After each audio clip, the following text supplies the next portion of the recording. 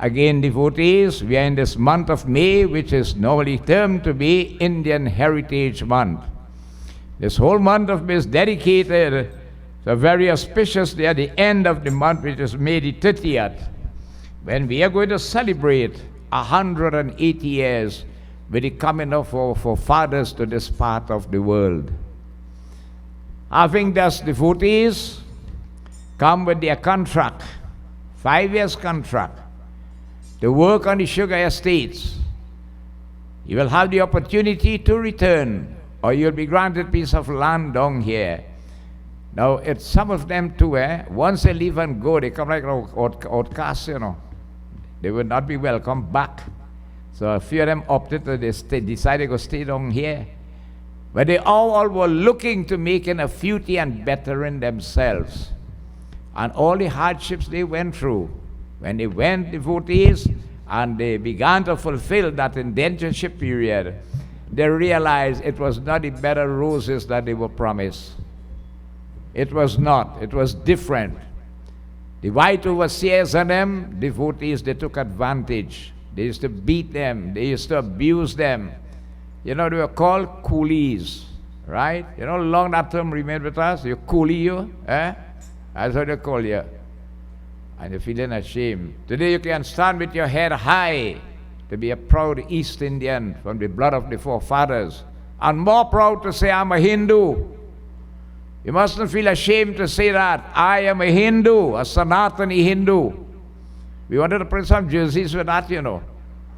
Yes, feel proud. This is yours, because you follow a pathway of life second to none in the universe.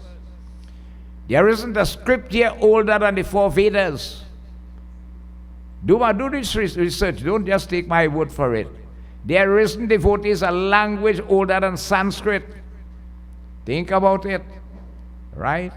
Your pathway of life go back so far back in ancient history, and the civilization at that time was so advanced, you wouldn't believe it.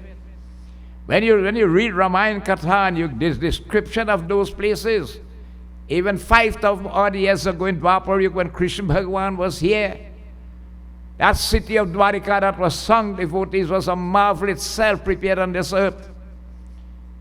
It has been handed down by our forefathers since when Brahma created this universe. The pathway of life that you follow, second to none. And that's why Bharat Desh, Mother India, is considered so great. Bhagavad itself, we have listened to that, explain how great that land is for the amount of avatar the Lord has taken place there. That's why I always urge you, try and go to India. Go there. When you go there and you come from the aeroplane, touch the ground to your forehead. These are where my forefathers come from. Go and bathe in the Ganga, visit Shiv Mandir in Varanasi there, and you will see plenty, so much more. India is the only place that is universal in thought, religious thought, that anybody could go there and practice anything. Because you see God in every aspect of His creation, Samadarshi, and it does not, devotees, prevent anyone. It's a marvelous place for those who have gone. We have members of the temple right now in India, scoping all over India, visiting all the Jyotirlings and so on. But we look back, devotees, at our forefathers coming here to better themselves. And not only for them, but their descendants, their children. Their children will not have to go through the hardships that they went through. And as parents, if you really is a concerned parent, you don't bring a child into this world and neglect that child. No. The moment you know, you think of it, your whole lifestyle got to change. You're committing yourself to a serious responsibility. Right? It's a serious sin to bring a child into this world and neglecting that child. That child depends upon you. He's innocent. He cannot function on his own. Who will help him? It's the parents, mother and father. So no matter what, our forefathers made that sacrifice.